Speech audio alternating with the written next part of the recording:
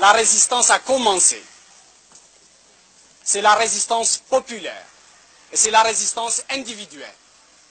Nous avons dit qu'il n'est pas question pour nous, qu'il n'a jamais été question pour nous de faire sécession territoriale. Ce qui nous importe, ce n'est pas de défendre des bâtiments, mais de faire en sorte que les troupes de Boumediene, qui se comportent en troupes d'occupation, n'aient aucun répit. La stratégie militaire que nous avons arrêtée, il n'est pas question de la dévoiler, mais elle est fondée sur la défense en profondeur. Elle est fondée sur la guérilla. Les troupes de Boumediene ont été harcelées sans répit par les nôtres. Maintenant, il vous appartient à vous, à nous tous, de continuer la résistance. Il leur est impossible de tenir plus d'un mois parce qu'ils n'ont pas de finances, parce qu'ils n'ont pas de puissance, parce que hier, dans la nuit, ils ont été attaqués par nos troupes à Médéa et vous avez dû l'apprendre par la radio.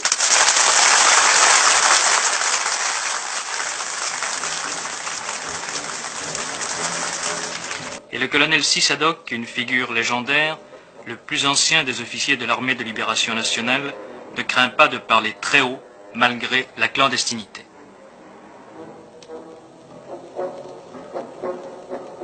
Nous nous sommes opposés à M. Ahmed Ben Bella. Ce monsieur ne pense qu'à sa personne.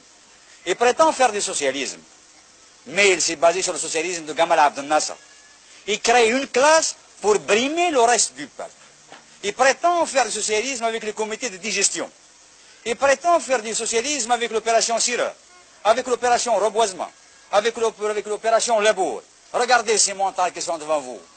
Les témoins les plus opérés. Regardez s'ils sont labourés. Où il est l'opération Labour? Où il est l'opération Sireur? Ces enfants que vous voyez devant vous ne vont pas à l'école. L'école, la plupart des écoles est démolie. La plupart des maisons sont démolies. Le gouvernement n'a pas pu faire face à ses responsabilités et à ses obligations. Il ne se réfugie que dans la stratosphère de la haute politique. Ils veulent libérer la Palestine arabe. Ils veulent envoyer des troupes en Angola. Ils veulent envoyer des troupes en Mozambique. Et l'Algérie, elle ne fait que 12 millions d'habitants. Et à ce moment-là, il y a 12 millions de gendarmes qui entendent des voix. Et l'armée du colonel Boumediene? Et l'armée du colonel Boumediene? Le colonel Boumediene, ce que je peux dire de lui, c'est un petit intellectuel venant de la mosquée du Caire. Il a fait sa révolution au Maroc et à Tunis.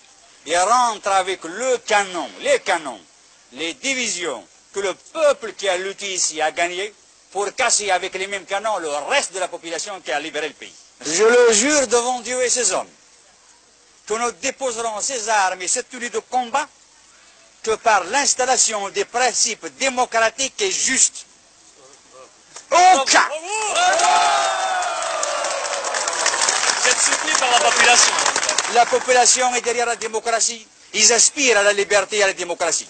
Et le pharaonisme ici. Il n'y a pas de pharaon chez nous, il n'y a pas de Ramsès II, il n'y a pas de Gamal Abdel Nasser chez nous. Ici, il y a le peuple. Est-ce que vous croyez que vous pourrez tenir militairement? Si l'opération Châle et l'opération Jumelle ont échoué en Algérie, si l'armée française, dans son ensemble, la 4e puissance mondiale, a fini par rebrousser le chemin, ce n'est pas les 4 morpions de Ben Bella qui vont tenir ces montagnes. Porte-parole des rebelles, Mourad Oussedik, l'ex-avocat du FLN au barreau de Paris, nous dit comment cela a commencé. Nous en sommes arrivés là parce que le dialogue était devenu impossible. C'est un député qui vous parle. J'ai été député et j'ai été honnête. Je pensais que la crise de Tlemcen de juillet dernier pouvait être surmontée. Je pensais que le clan, la notion de clan pouvait être brisée. Et j'ai pendant de longs mois, avec mes collègues qui sont ici même, essayé de surmonter cela et essayé de créer un parti qui réponde aux véritables aspirations populaires. Or, nous avons assisté à une montée vers le pouvoir d'un homme entouré d'une camarilla comprenant des hommes tels que Boumediene et tels que l'intelligentsia de l'ANP. Que s'est-il passé? On a mis, pour sauvegarder les intérêts de ce clan, un parti à l'envers.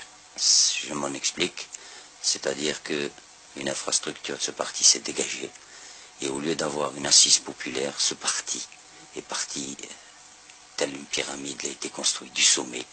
Il n'est plus devenu un parti au service du peuple, mais il est devenu un parti au service d'un homme. Et le processus des élections, nous avons vu la consécration progressive du pouvoir personnel, et à ce moment-là, nous avons jugé. Nous qui n'avions plus notre place, nous qui n'avions pu entamer le dialogue, et cela pendant de longs mois d'efforts, qu'il était impossible d'agir autrement, tel que nous le faisons, et nous avons jugé cette action nécessaire après une longue consultation avec le peuple algérien. On parle de fait kabyle, de problème kabyle. Je n'ai pas à répondre à un argument qui me paraît une exploitation misérable en matière politique. Il suffit de savoir que l'Algérois s'est mis en mouvement 1 mois et demi avant la Kabylie. Est-ce que l'on peut parler de fête kabyle? Il suffit de savoir que des dizaines et des dizaines, et même maintenant des centaines d'arrestations ont été opérées sur tout le territoire national pour savoir qu'il ne s'agit pas d'un mouvement kabyle. Ces combats à la frontière marocaine, vous avez une position là-dessus? Nous avons une position qui ne peut pas prêter à équivoque. Quand on analyse l'affaire marocaine, on s'aperçoit que c'est une affaire de famille qui regarde le pouvoir actuel en Algérie et Hassan II. Peut-être que Ben Bella a fait un accord secret avec M. Hassan II pour lui faciliter l'accession au pouvoir au moment de la crise de Tlemcen, mais cela nous importe peu. D'ores et déjà, nous prenons acte de ce que Ben Bella se voit acculé et qu'il risque de faire des concessions. Nous tenons pour nulles et non avenues ces concessions consenties par un gouvernement que nous ne reconnaissons pas, et nous défendrons par tous les moyens, ultérieurement, l'intégrité de notre territoire. Cet endroit, les Algériens l'appellent la forêt sacrée. C'est ici, dans la forêt de chêne-liège que domine Assasga, que fut tiré il y a bientôt 10 ans le premier coup de feu de la guerre d'Algérie. Et c'est ici encore que sont tombées les premières victimes des combats entre gouvernementaux et rebelles.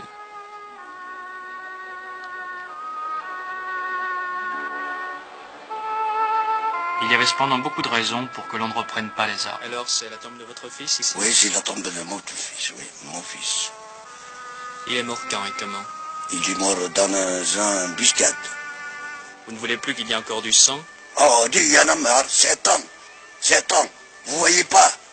À l'âge de 20 ans. C'est le seul que j'ai. Alors plus de guerre? On ne voulait pas de guerre maintenant. Et si les troupes du colonel Boumedienne vous attaquent? Eh bien, on attaquerait en même temps. Alors ce sera la guerre. Ah oui, ce sera la guerre. Moi, je suis le premier à le prendre. À Alger aussi on s'engage. Des milliers de jeunes gens ont endossé en hâte la tenue léopard pour combattre, en principe, à la frontière marocaine. L'affaire marocaine a créé une diversion miraculeuse, unissant la population dans la même haine contre l'ennemi et faisant passer à l'arrière-plan les dissensions internes qui demeurent peut-être le vrai problème.